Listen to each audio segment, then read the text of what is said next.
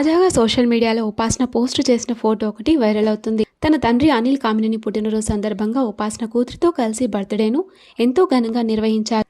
తన కూతురితో కలిసి తన తండ్రి పుట్టినరోజు వేడుకను సెలబ్రేట్ చేసుకోవడం ఎంతో సంతోషంగా ఉందని చెప్పుకొచ్చారు ఉపాసన.